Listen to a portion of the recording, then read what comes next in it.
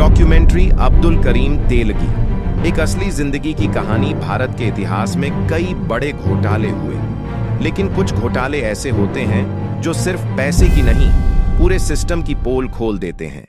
आज हम बात करेंगे अब्दुल करीम तेलगी की, एक ऐसे इंसान की जो कभी स्टेशन पर फल बेचा करता था और बाद में भारत का सबसे बड़ा स्टैंप पेपर घोटाला कर गया। नाम अब्दुल करीम तेलगी। जन्म 29 जुलाई 1961। जन्म स्थान खानापुर, बेलगावी जिला, कर्नाटक। पिता का नाम लाड साहब तेलगी, भारतीय रेलवे में कर्मचारी। माता का नाम शरीफाबी लाड साहब तेलगी। भाई बहन अब्दुल रहीम, अब्दुल अजीम तेलगी का परिवार एक साधारण मध्यम वर्गीय मुस्लिम परिवार था। जब तेलगी बहुत छोटा था, उसी समय उसके पिता की मृत्यु हो गई। यहीं से उसके जीवन की संघर्ष भरी कहानी शुरू होती है। पिता की मौत के बाद घर की जिम्मेदारी तेलगी पर आ गई।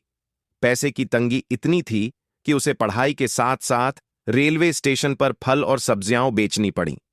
लेकिन तेलगी तेज दिमाग का था। वह सिर्फ मेहनत नहीं करता था, वह लोगों और सिस्टम को ध्यान से समझता था।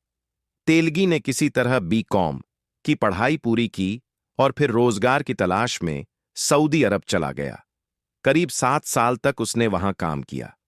यहीं उसने सीखा कि पैसा कैसे चलता है और सिस्टम में कहां-कहां कमजोरियां होती हैं। गलत रास्ते की शुरुआत भारत लौटने के बाद तेलगी ने एक ट्रैवल एजेंसी शुरू की। इसी दौरान वह नकली पासपोर्ट और दस्तावेज बनाने के काम में जुड़ गया। यह उसका पहला गैरकानूनी कदम था। अब उसे समझ आ चुका था कि अगर सही जगह हाथ डाला जाए तो सिस्टम खुद रास्ता दे देता है। 1990 के दशक में भारत में सरकारी स्टैंप पेपर की भारी कमी थी। तेलगी ने सोचा, अगर लोग बिना स्टैंप पेपर कानूनी काम नहीं कर सकते, तो क्यों ना मैं ही स्टैंप पेपर बेचूं। यहीं से पैदा हुआ सबसे बड़ा घोटाले का विचार। तेलगी ने असली जैसे दिखने वाले नकली स्टैंप पेपर छपवाने शुरू किए। उसने सरकारी अफसरों को रिश्वत दी, पुलिस को महीने का पैसा दिया, अंदरूनी कर्मचारियों को खरीद लिया। कुछ अफसरों को तो ये तक लगता था कि तेलगी खुद सरकार का आदमी है।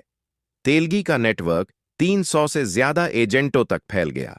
ये घोटाला 18 राज्यों और 70 से ज्यादा शहरों तक फैल चुका था।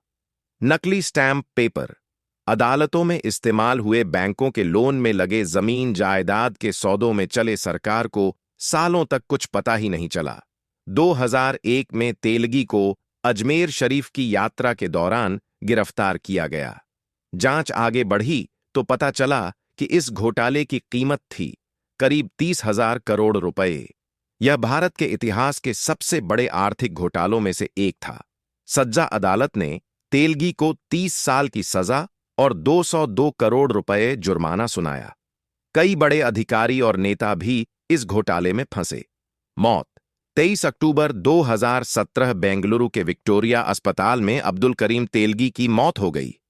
वह लंबे समय से बीमार चल रहा था। तेलगी पकड़ा गया, जेल गया, मर गया।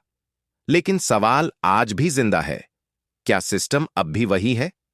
यह वीडियो केवल जानकारी के लिए है, किसी भी अवैध गतिविधि को बढ़ावा नहीं देता।